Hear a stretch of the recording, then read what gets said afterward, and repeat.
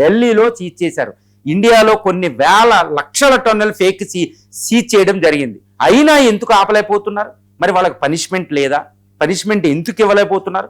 ఒక్కసారి సీజ్ చేసి దొరికిన కేసోడే మళ్ళా దొరుకుతున్నారు. అవే రెస్టారెంట్కి సీజ్ చేసి వెళ్ళిపోతే మళ్ళీ 4 రోజులు ఆ రెస్టారెంట్ వచ్చేస్తుంది, మళ్ళీ ఆ రెస్టారెంట్ ఓపెన్ అయిపోతుంది, మళ్ళీ అందులో పట్టుకున్నారు, మళ్ళీ ఓపెన్ చేస్తున్నారు. ఫేమస్ రెస్టారెంట్స్ కూడా. మరి ఏం జరుగుతుందండి? అవినీతి.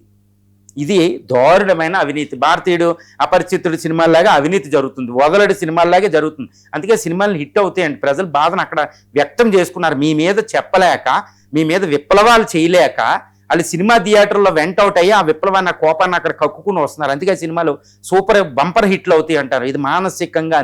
అందుకే రాజులు, ఇప్పుడు మన ఇండియాలో కూడా ఎంటర్టైన్మెంట్ ట్యాక్స్ దానికి ఉండదు. సినిమాలు ఎందుకు ప్రమోట్ చేయాలంటే ప్రజలు అక్కడ వెంట అవుట్ చేయకుండా విప్లవాలు వస్తాయి.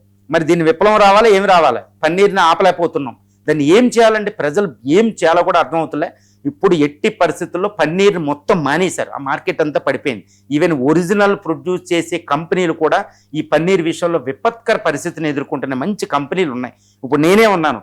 నేనే పన్నీర్ని 6 నెలల నుంచి ఫేక్ పన్నీర్ వచ్చాక మానేసి, నిజంగా నేను చెప్పకూడదేమో ఒక కంపెనీ పేరు, ఆ ఒక్క చోటుకి వెళ్ళి పన్నీర్ తీసుకుని నా పర్సనల్ బాధను కూడా వ్యక్తం చేస్తున్నా.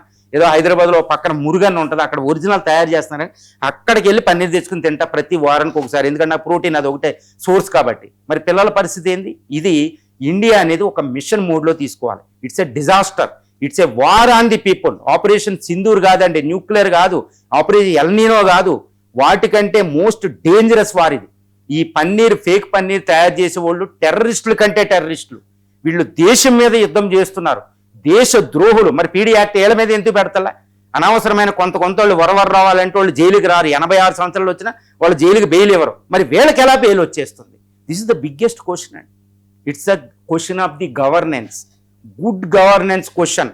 వీ హ్యావ్ ఎనఫ్ లాస్, వాటిని ఇంప్లిమెంటేషన్ ఎందుకు అవుతులే? హూ ఈజ్ రెస్పాన్సిబుల్ అంటే ఇక్కడ ఈ తయారు చేసిన వాళ్ళే కాదు, ఈ రెస్పాన్సిబిలిటీ వ్యక్తం చేసే డిపార్ట్మెంట్లో కూడా మన శక్తి ఇవ్వాలి. Good governance question. This is the big war on Indians.